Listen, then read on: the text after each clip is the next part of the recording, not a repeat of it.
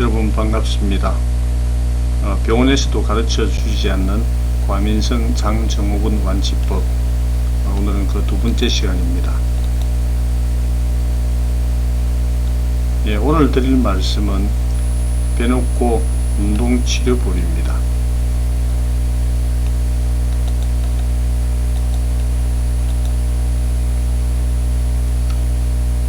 치료법에 대해서 알아보기 이전에 어떤 경도로 과민성 장증후군에 걸리고 악화되는지 알아보겠습니다. 과민성 장증후군에 걸린 분 대부분이 어떤 특정 시기에 오랫동안 단백질 결핍 현상이 지속되게 됩니다. 이렇게 단백질이 오랫동안 부족하면은 우리 몸은 생존을 위해서 필요한 단백질을 사용하기 위해서 삼장의 연동근육을 해체하게 됩니다. 그러면 여기서 왜 삼장의 연동근육을 해체하느냐는 궁금증이 생길 것입니다. 그것은 다음 시간에 말씀드리겠습니다. 이렇게 삼장의 연동근육을 해체하게 되면 위장, 소장, 대장의 연동운동이 부실해지기 때문에 결국 소화 흡수 능력이 떨어지게 됩니다. 그 결과 우리가 영양분을 섭취하여도 제대로 흡수를 못하기 때문에 대부분의 영양분들이 대장으로 보내지게 되어서 대장에서 가스가 심하게 발생하거나 복부 평만이 되거나 설사 또는 변비 또는 배에서 이상한 소리가 나는 장소리 등의 현상들이 나타나게 됩니다. 이런 현상이 발생하면 누구나 다 정상을 약화시키기 위해서 문제가 된다고 생각하는 영양분, 즉 단백질이나 지방을 먹지 않는다든지 콩종류를 먹지 않는다든지 해서 편식을 하게 되면 그 결과 영양결핍은 더욱더 심화됩니다. 결국 이런 노력들이 단백질 결핍을 더욱더 지속시켜서 삼장 연동근육이 더욱 약해지는 이런 악순환의 사이클이 계속되면서 과민성 장증후군으로 고생하게 됩니다. 그러면 과민성 장증후군을 치료하려면 어떻게 해야 될까요? 먼저 앞에서 보셨던 악순환의 고리를 차단하고 선순환의 고리로 연결시켜야 됩니다. 그러기 위해서는 먼저 복행근 발달 운동으로 삼장의 연동근육을 두텁게 만들어야 합니다. 왜 복행근 발달을 운동을 하게 되면 삼장의 연동근육이 발달하는지는 나중에 다시 말씀을 드리겠습니다. 이렇게 해서 삼장의 연동근육이 튼튼해지면 연동운동이 활발해지게 됩니다. 그리고 연동운동이 활발해지면 위장, 소장, 대장의 소화 흡수력이 향상되어서 단백질 흡수가 잘 되게 됩니다. 그러면은 대장으로 넘어가는 영양분의 양이 줄어들고 몸의 신진대사가 더욱더 활발해지기 때문에 가스나 설사, 복통, 변비가 사라지게 됩니다.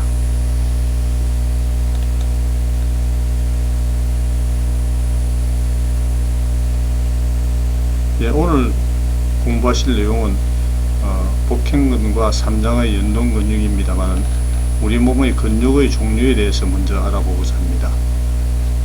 우리 몸에는 수의근 또는 우리는 순한글로 맘대로근과 불수의근, 제대로근 두 가지 근육이 있습니다. 어떤 차이가 있는지 한번 알아보도록 하겠습니다. 이 맘대로근이라는 것은 의식적으로 제어할 수 있는 근육입니다. 그러나 불수의근, 제대로근은 의식적으로는 제어할 수 없는 근육입니다. 그렇지만은 자발적으로, 자의적으로 움직이고 있는 근육입니다.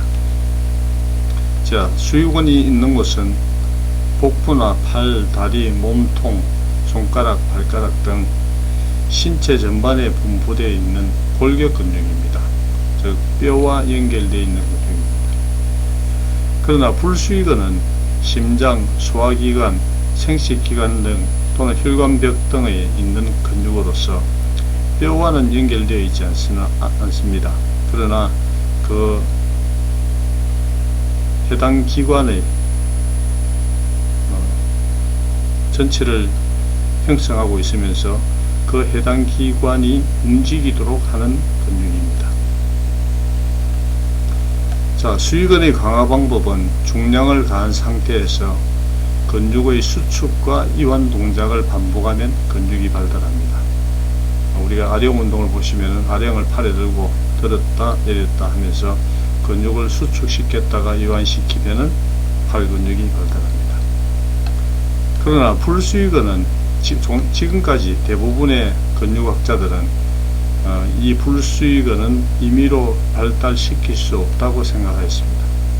그러나 제가 오랫동안 연구한 결과에 의하면 이 불수익근은 인접한 수익근, 즉 이 마음대로근이 발달하면 함께 두터워지는 그런 특징이 있습니다. 반대로 말씀드리면 이 수익근이 약해지면 그 인접한 불수익근은 당연히 함께 약해집니다.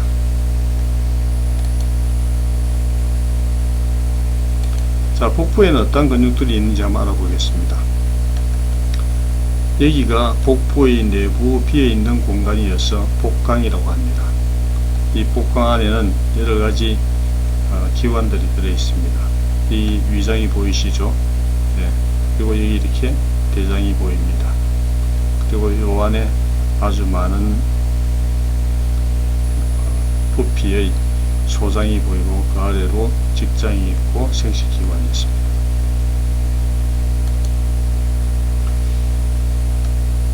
자, 근데 여기서 보시면은 위장과 대장, 소장은 근육을 가지고 있습니다. 근육을 가지고 있다는 말은 이 기관들이 움직이고 있다는 것입니다. 자발적으로, 자의적으로 움직이고 있다는 것입니다. 그래서 우리 복부에는 이렇게 다수의 불수익근이 위치하고 있습니다. 근데 앞에서 말씀드린 대로 이 불수익근들은 가장 인접한 수익근에 의해서 그 근육의 강도가 세어지기도 하고 약해지기도 합니다. 자, 이렇게 복강을 덮고 있는 우리가 흔히 백가죽이라고 합니다만 백가죽이 아니죠. 복부의 근육에 대해서 한번 알아보겠습니다. 우리 복부의 제일 외곽에는 표면이죠. 대고등근 또는 복직근이라고 합니다. 이런 세로 모양의 근육이 있습니다. 그리고 그 안쪽에는 배바깥비근, 또 배바깥비근의 그 안쪽에는 배속비근, 또 그 안에는 배가로근 해서 3겹의 복편근이 위치해 있습니다. 여기 이 그림에서 여러분들이 유의해서 보셔야 할 것은 배고등근은 근육의 방향이 이렇게 세로고 나머지 빗근은 가로라는 것에 대해서 유념하셔야 됩니다. 여기에서부터 앞으로의 치료 방법의 핵심이 나오게 되겠습니다.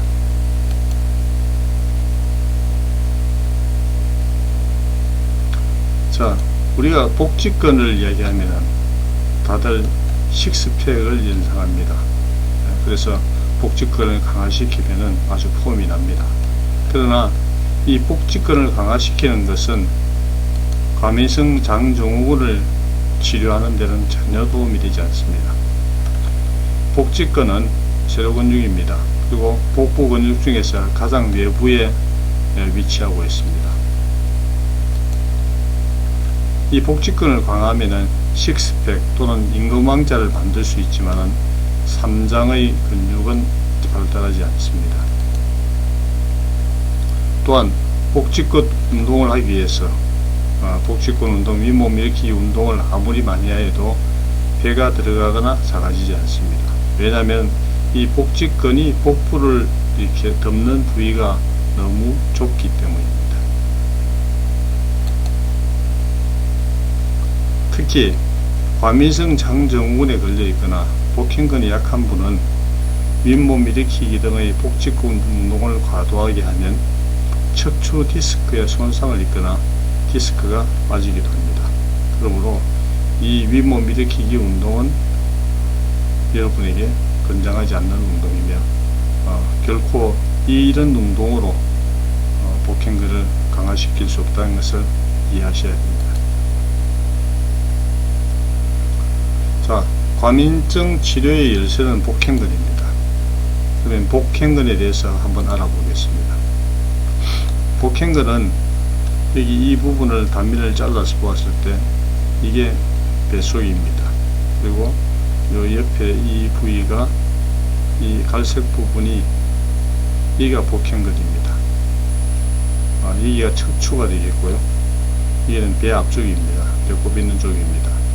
여기에 좁은 요 두 갈래가 이게 복직근입니다. 그리고 이 복직근과 연결돼서 복부 전체를 감싸고 있는 근육이 복행근이 됩니다. 그래서 복행근은 척추의 양쪽에서 출발해요. 척추의 양쪽에서 이렇게 출발하여 복부를 둘러싸고 있는 커다란 보자기 모양의 근육입니다. 상당히 큰 근육, 크고 넓은 근육입니다.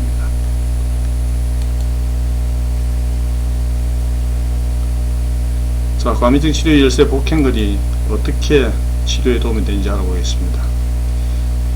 이 복행근이 약해지면 복부 속에 숨어있는 근육들, 삼장 근육, 위장, 소장, 대장 근육과 골반 근육, 관략근, 직장 근육 등도 함께 약해집니다.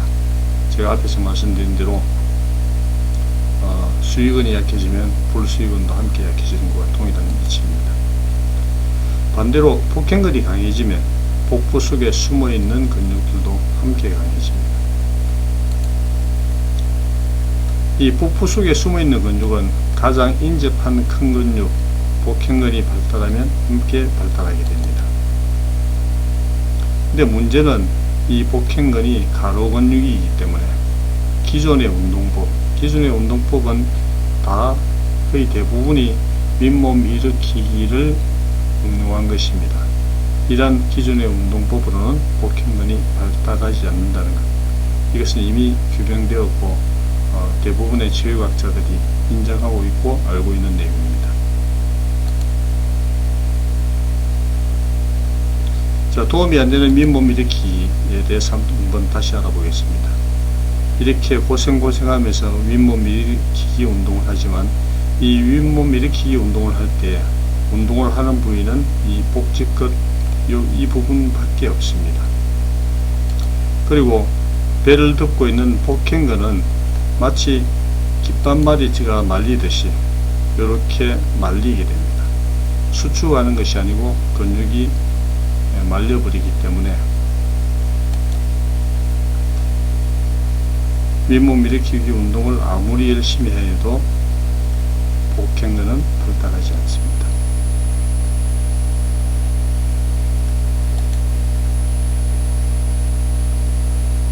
자, 그러면 배놓고에 대해서 한번 알아보겠습니다. 배놓고란 배에 놓고 흉식호흡을 하면 복행근이 수축 이완하면서 근육을 발달시킬 때 반드시 필요한 동작이죠. 수축 이완하면서 발달하는 신개념 운동치료기입니다. 그리고 또한 삼장의 연동근육, 골반근육, 관략근 등의 불수위근도 함께 발달시키는 세계 최초의 특허품이며 베어링입니다. 세계 최초의 베어링이라고 보시면 되겠습니다. 이 배놓고는 단순한 운동기라기보다는 뱃속에 숨어있는 근육들을 강화시켜서 복부를 중심으로 발생하는 여러가지 질병이나 증후군 증상들을 치료하는 그런 놀라운 효과를 발휘하는 기구가 되겠습니다. 자, 배놓고의 기능에 대해서 알아보겠습니다.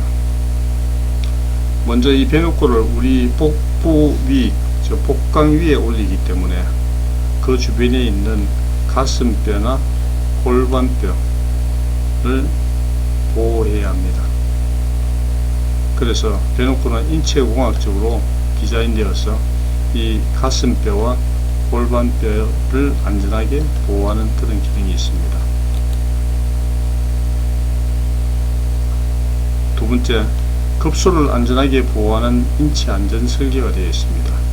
이게 얼굴 방향이 되겠습니다만은 우리 가슴 가운데 부분이 명치입니다. 그 명치 부분은 우리가 조심해서 보호해야 합니다.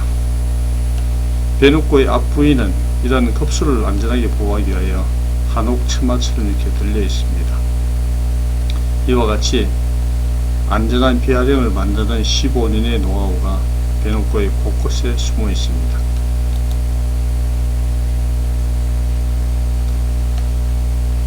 예, 여기 뒷부분은 약간 들려 있습니다.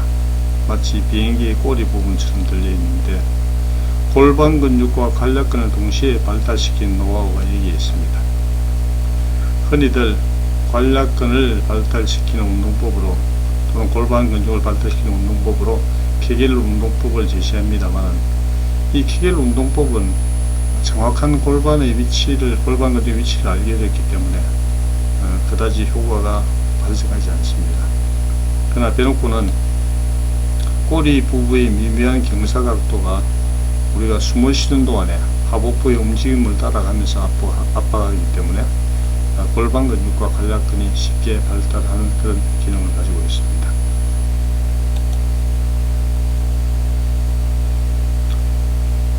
예, 스피드팩을 2개 올린 이미지입니다.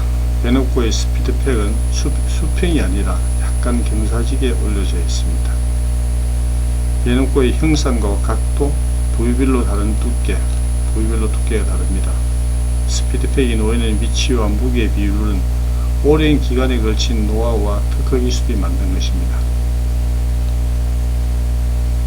그래서 이 배놓고를 배에 올리고 숨만 쉬어도 놀라운 효과가 나타나는 그런 기능이 여기에 숨어져 있는 것입니다. 자, 그러면 배놓고 운동을 하면 어떻게 과민증이 완치되는지 그 사이클을 한번 알아보도록 하겠습니다. 예, 배놓고 운동과 함께 우리가 단백질을 섭취하라고 권장을 하고 있습니다. 복행근과 또 산장의 근육, 연동근육, 관략근, 골반 근육 등을 발달시키기 위해서는 근육의 재료가 되는 단백질을 반드시 섭취해야 합니다. 그러나 만약에 배놓고 운동 없이 단백질만 일방적으로 섭취하였다면 과민증의 증상이 더욱더 심해졌을 것입니다. 그러나 배놓고 운동과 함께 단백질을 섭취하면 사복근이 발달하게 됩니다.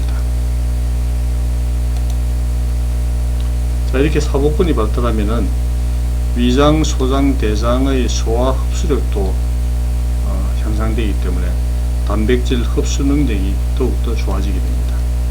그래서 위장, 소장, 대장이 제기능을 발휘하게 되기 때문에 과민증의 증상들이 약화되고 개선되고 눈에 띄게 감소되는 것을 체험하시게 됩니다. 자, 그렇게 되면은 우리 몸의 신진대사가 향상되고 몸의 체력이 향상되고 기력이 좋아지게 되기 때문에 식사를 하게 되면은 더욱더 단백질을 잘 섭취할 수 있게 됩니다. 그래서 이런 완치 사이클이 이렇게 회전하면서 점점 몸의 근육이, 사복근의 근육이 발달하고 삼장의 기능이 개선되고 또 그로 인해서 과민증의 증상들이 약화되고 하면서 몸이 점점 좋아지는 것이 배놓고 운동을 통한 완치 사이클이 되겠습니다. 자, 그러면 배놓고 운동을 어떻게 할 것인가, 또 운동법에 대해서는 다음 시간에 다시 말씀드리도록 하고, 배놓고를 발명한 사람으로서 신의 선물 배놓고에 대해서 여러분에게 같이 공감하고자 합니다.